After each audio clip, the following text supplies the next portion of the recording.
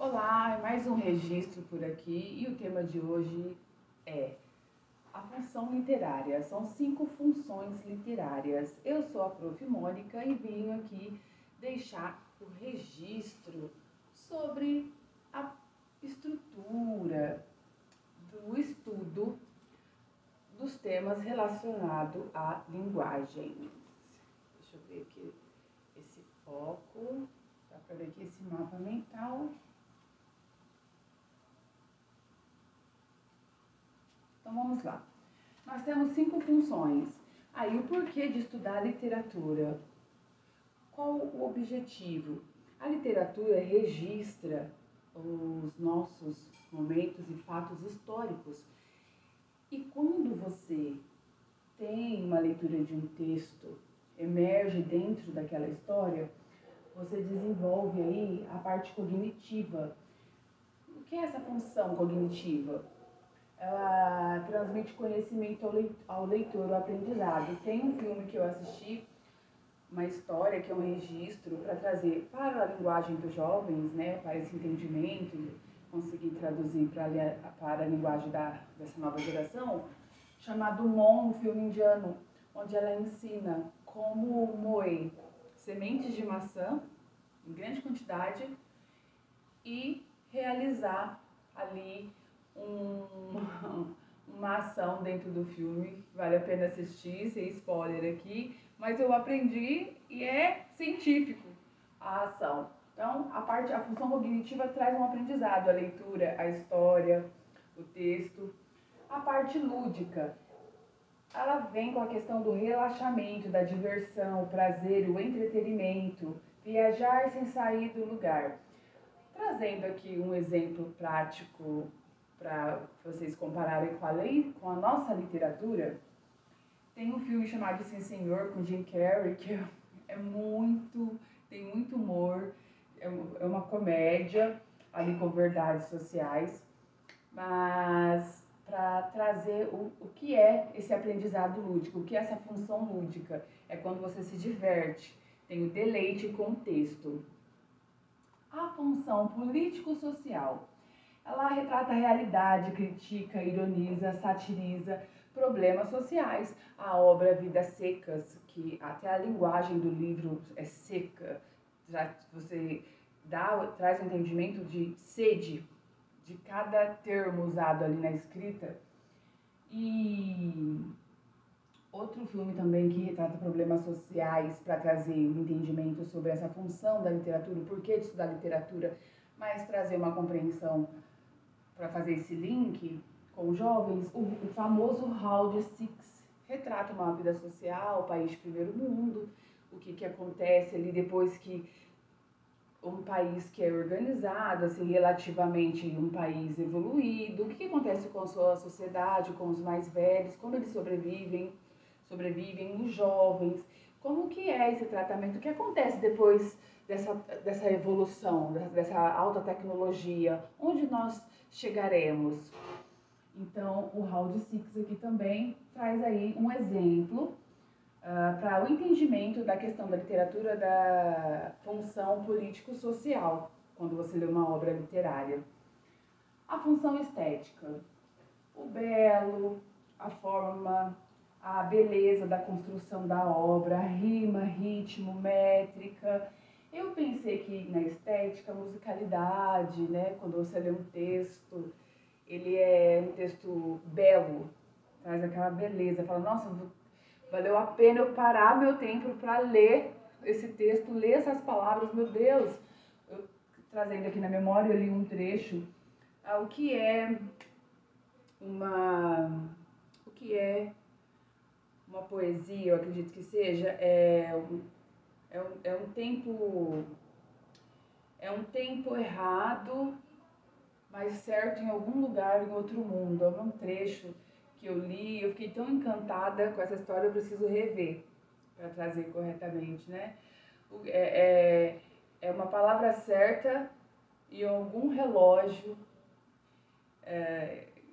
de outra estação, de outro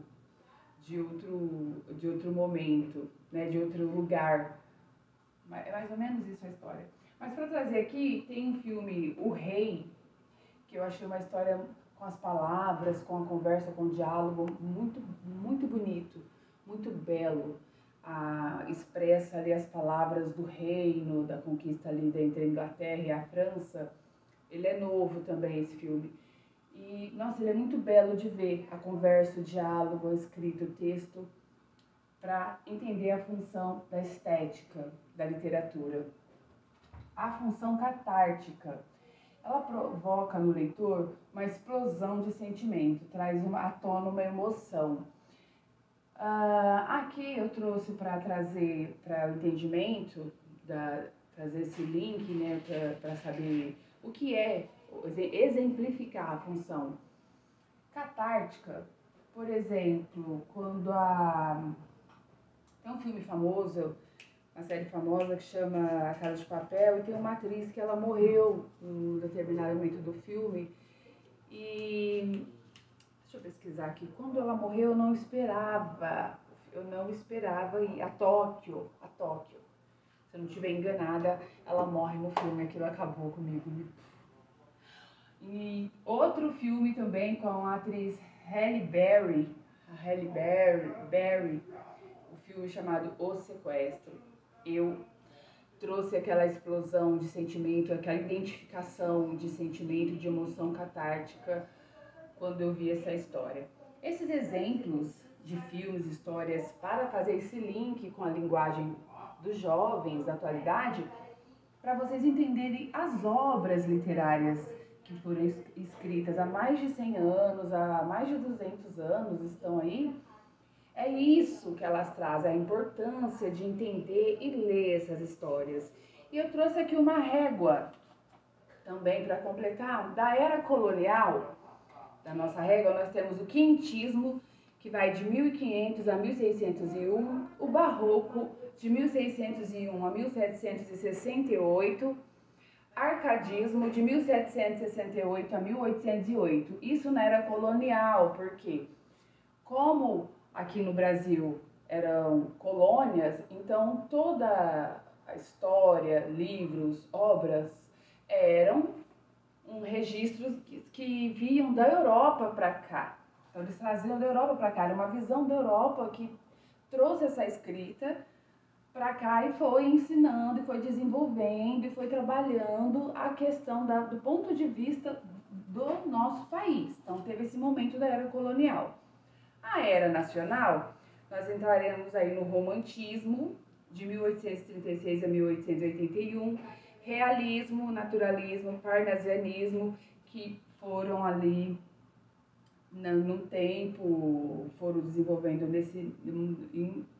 entrelaçados no tempo de 1881 a 1893, simbolismo, 1893 a 1910, pré-modernismo, já 1910 a 1922, modernismo, a partir de 1922 a 1950, pós-modernismo, 1950 até hoje. Hoje nós temos aí a modernidade líquida, tá ok?